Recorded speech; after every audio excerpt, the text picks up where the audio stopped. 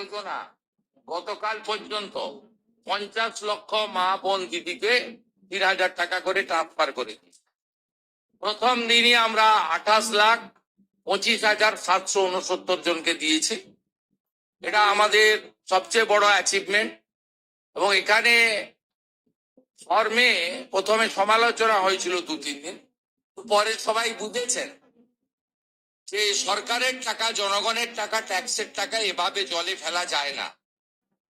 2,20,00,000 লোককে আগের সরকার লক্ষ্মীর ভান্ডার দিতেন, তার মধ্যে আমরা ধরেছি 27 লক্ষ এমন লোকের নাম ছিল যারা ভোটার লিস্টে নাম নেই। আমরা কেবলমাত্র সিএতে যারা অ্যাপ্লাই করেছেন 1,21,000 এখন অব্দি 19,000 সার্টিফিকেট পেয়েছেন। 1,02,000 সার্টিফিকেট পাওয়ার জন্য অপেক্ষায় আছেন। আমরা তাদেরও আমাদের দিক থেকে কেন্দ্রীয় সরকারকে সাথে নিয়ে আমরা ক্লিয়ার করব।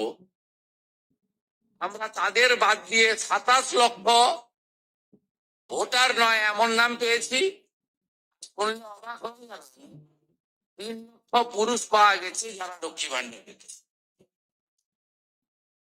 তার মধ্যে চিত্তবাবু আছেন শুধু জঙ্গিপুর ব্লকেই পুরুষ পাওয়া গেছে।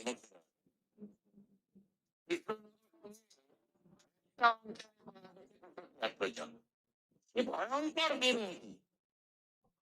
হিসাব করে দেখুন, এই 30 লক্ষ টাকা বছরে কত হাজার কোটি টাকা হয়, 1,000 করে হিসাব করলে। অতএব আমরা খুব স্বচ্ছতার সঙ্গে আমরা যা করছি এর সুফল আগামী 50 বছর এই রাজ্যে সরকার পাবে।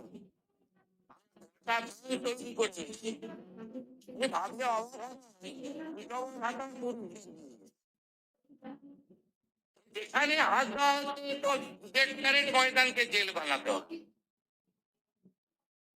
যেখানে হাত দিচ্ছেন, কেউ আসবেন নবান্নতে, আমার টাইম নিয়ে চা খাওয়াবো আপনাকে। আপনি যেখানে হাত দিবেন সেখান থেকেই পচা দুর্গন্ধ বেরোচ্ছে। এইরকম গুরুত্বপূর্ণ সিদ্ধান্ত আমরা নিয়েছি। মহিলাদের সরকারি বাসে আমরা